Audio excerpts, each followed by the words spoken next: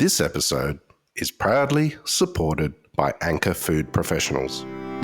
Whether you're a caterer, cafe operator, or chef running a commercial kitchen, everyone knows quality products are the foundation of successful dishes. Anchor Food Professionals is a trusted supplier to the hospitality industry and has built a stellar reputation thanks to their consistently excellent butter, cream, and cheese. As the food service business of Fonterra, Anchor Food Professionals is home to many well-known brands such as Perfect Italiano, Mainland, Western Star, and Bega, and is now an important part of the Australian food service sector.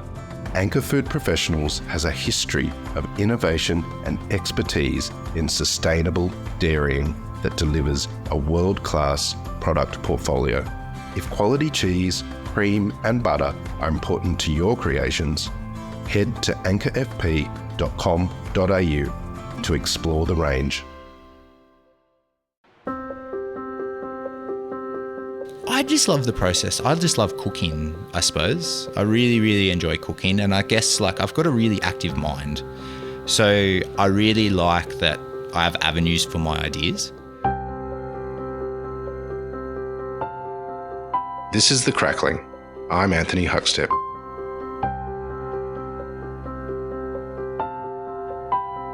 Well, it's pretty exciting today to be in Canberra and with Mal Hanslow. Mate, how are you? Yeah, I'm very well, thanks. How are you? I'm good. You've got two restaurants now. Such and Such is the newer one, Yep. and Pilot. What's it like for you juggling the two venues? Busy. It's yeah, just learning. Been a big learning curve sort of I've had them both for a bit over a year and a half now. So I suppose the first sort of year was really about just learning how to do it. It was funny. I'd nearly go home and I'd give myself basically like a performance evaluation at the end of every week and be like, did you achieve what you wanted to achieve? Did you run around like a goose and get nowhere? What did you do differently? And now I think I'm slowly, touch wood, figuring it out. What's it been like from a food sense? Like, how different is the offerings?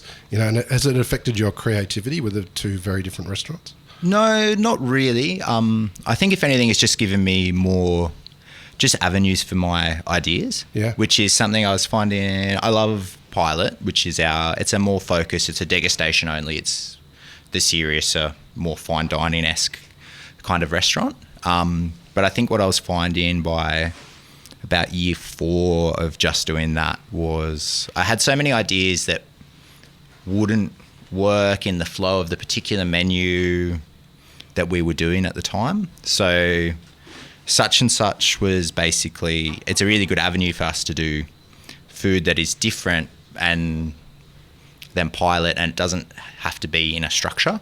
Yeah.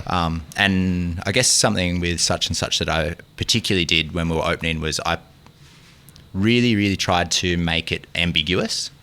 I had a look at what I thought a lot of the other more wine bar casual restaurants were doing. I wrote a list of dishes that we're not doing, which I thought were being overdone.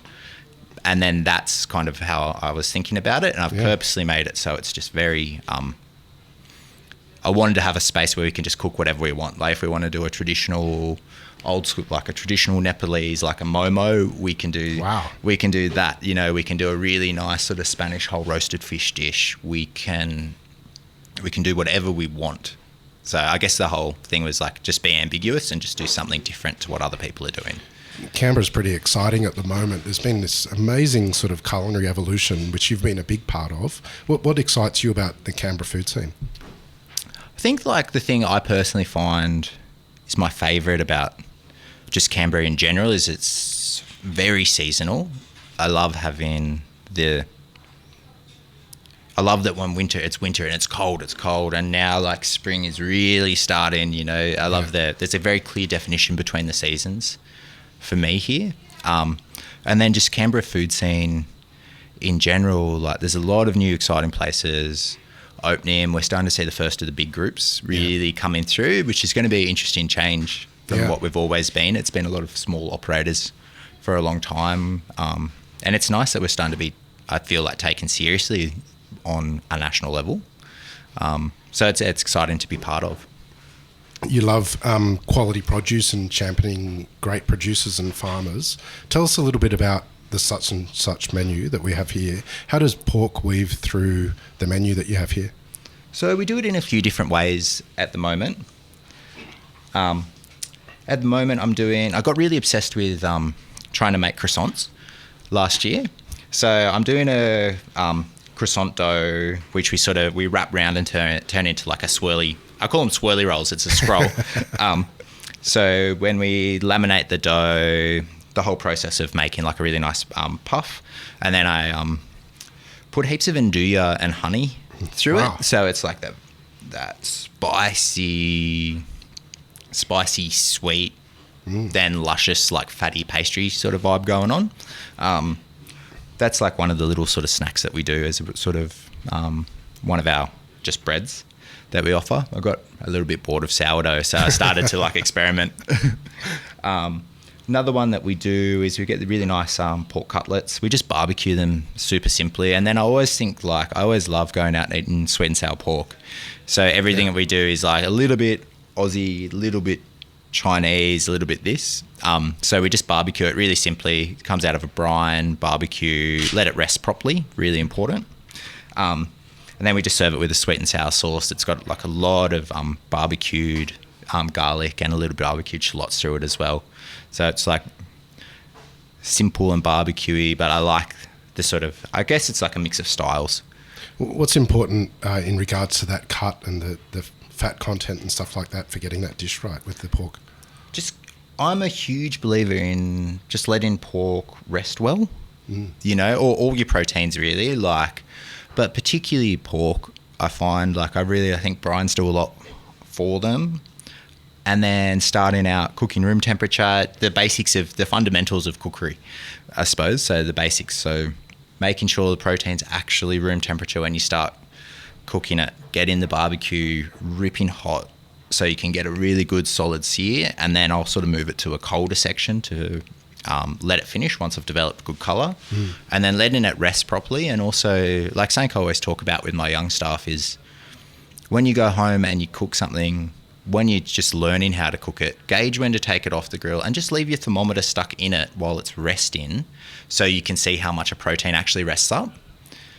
That's a really good tip if anyone's trying to figure it out. Just leave the thermometer in and just watch it on the bench. Yeah, amazing. And simple. So stuff like that. I was eavesdropping when you were in the kitchen earlier and I heard the word porchetta. Yes. That means there must be something like that going on here. Tell us a bit about yours. Yeah, so I got these beautiful, that's a small Berkshire belly. It's from a guy, his name's Jared Baker. So he's just out, it's about 45 minutes west of Goulburn. So what I've done is just butterflied it out so it's nice and thin. Very traditional porchetta stuff in. So what did I put in there?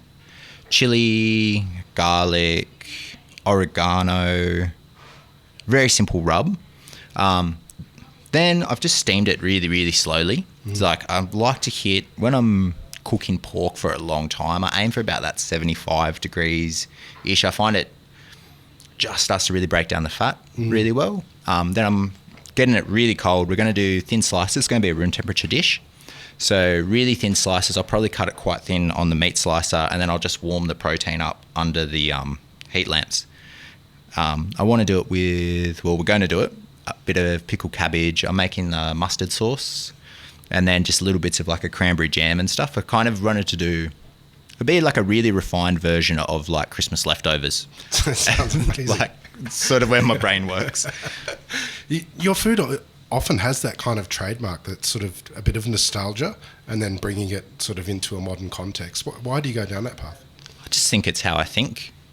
I don't know, I can only really go by, I suppose if I don't eat in a fancy 3-hat restaurant every day or anything like that. And I guess that's just the food that I think about, and that's what I want to, I don't know why. I think it's, you only got your own personal references to go off, and we cook quite simply at home. It's just food that I enjoy, and then I just work out how to restaurantize it, basically. That's a nice way of looking at it. Yeah. Is there a particular cut of pork that you think's underutilised that you like to use? I think for home cooking, jowl would be the one that I've picked as underutilised. It's like, if you've got time, it's unbelievable. It is. Yeah. What do you have any tips on how to get the best out of one? Yeah, so what I've always done is I'll slow cook it, just braise it away, let it go till it's really tender and soft.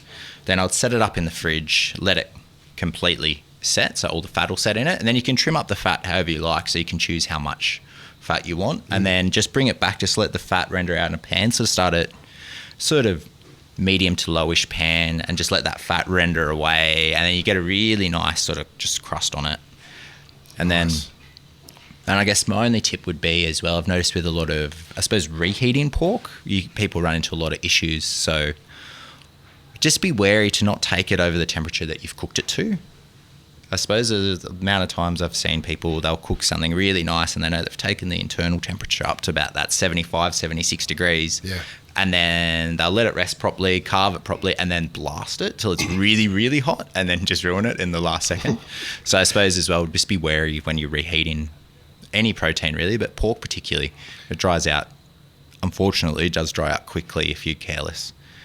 When you guys started Pilot, I always thought of you as this exciting new young chef, and you are still young, but you're really one of the leaders in Canberra. What sort of advice would you have for young chefs that are trying to find a voice on the plate, and like you have, because your food is very recognisable? I'd just say for young people, I think something that's really important is go and find really good mentors and learn the fundamentals of cooking. But also while you're doing that, I suppose I'd sort of self-reflect a lot. And then I guess when I was out working for other people, I'd always have in the back of my head, like, what do I want my food to be? Like when I get the opportunity to cook it, like what am I actually going to do? So I think try and have a clear idea of what you want to do before you go and do it. That would probably be number one. And then number two, just stay really inquisitive. Like, I love learning constantly. And I love the way things work. I really like engineering sort of thing. So I suppose I try and kind of look at cooking in a bit of that way. You know, like if I do this, if I do that, just try different things constantly. And then just stay inquisitive. Like, why do things work? How does this work? If I'm cooking a protein, if I set the barbecue up in this way, what does it do? You know, same as vegetables, just everything, question everything, and then just play with stuff, you know, work it out, give yourself a little task every single day and just try something a little bit different, you know, and make time to watch things and understand them. So then you can have like a greater knowledge. Yeah. Well, why cooking? Like, why did you get into cooking, and how does it make you feel in the kitchens when you're doing it? I don't know why I really got into cooking. I was just a kitchen hand, and then you just end up doing some jobs on the kitchen, and then you just slowly start cooking. So I just sort of fell into it. But then I think I just kept doing it just because I always enjoyed it. It was sort of like never really felt like, I don't know, I always had this picture when I was a kid. I hated I used to work at Woolies and stuff when I was younger, you know, I hated going to work. And then cooking never made me feel like that. So I just sort of kept doing it. And then I suppose it's been quite a while now, but I don't, it never really felt like work, you know. I still don't. It's weird in my head. I still don't consider it like a serious job. Yeah. Which is strange. How do you feel when you're in the kitchen with your team and you're in the middle of service? Oh, depends if we're going down or not. No, in general, really good. I love the collaborate. I love the teamwork of it. You know, I love that I can help other people with my experience and my knowledge, you know, and you just sort of, I guess now going to two venues as well, it's more about me mentoring and guiding so much than it so much is doing. Like, we're too big now for me to just rip in and do all the jobs. So now it's more about guiding and teaching and showing people, and, you know, and then I'm incredibly proud of them when they go on as well. You know, I've got really, really good people around me that, you know, it just makes coming to work good. So it's nice. What is the approach that you have to that with the both venues, getting the best out of your staff? Like, what do you do to sort of motivate them and get the best out of them? I guess what I've found is try to not be too tied up and spend too much time at one. So I try to sort of sprinkle myself throughout the week over both, it does get really tricky when you're understaffed at one restaurant and you can't get to the other one. And then I really get stressed out. I always feel, I feel like I'm guilty. I feel like the best thing I can do for my staff is just give them my time. So I guess I do feel really guilty because occasionally we will be understaffed and we're looking for people, and I spend way more time at one restaurant than the other, you know. So I guess just making time, I guess something I've really learnt over the last year and a half-ish is, even if I don't have so much jobs that I need to do, I just come around for a few hours and I just talk to people. Yeah. Talk to them. And it doesn't always have to be about food, you know. It's just good to know people. You can get into their brain a little bit. Hey, mate, what'd you do this weekend? You know, what are you thinking? What are we going to cook? What dishes do we want to work on? Talk to the guys about the food they grew up eating, start to get their brains ticking over like that. It's also awesome for me because I learn a lot from that too.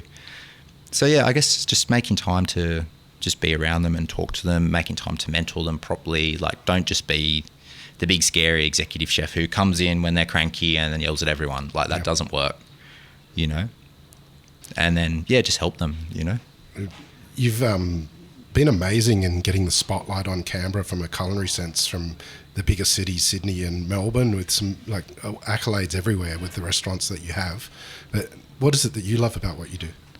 I just love the process. I just love cooking, I suppose. I really, really enjoy cooking. And I guess I've got a really active mind. So I really like that I have avenues for my ideas. And then I'm incredibly fortunate because I've got an awesome team who helps me sort of execute my ideas, you know. But I'm just so lucky to have this job. I think if I wasn't a chef, I'd probably just, you know, love... My old man used to be a metal fabricator, so I'm really interested in making things and stuff, you know. But I think if I wasn't a chef, I'd probably just have some job that I didn't really like, and I'd just be going crazy making stuff in a shed somewhere. So I may as well do this. Well, as always, Mal, it's an absolute honour to catch up, and especially in your venue as well. Keep in touch and we'll catch up again soon. Awesome. Thanks so much for having me. This is The Crackling, a Deep in the Weeds production in partnership with PorkStar. I'm Anthony Huckstep. Stay tuned as we catch up with some of Australia's best chefs and pork producers to discover what makes Australian pork so special.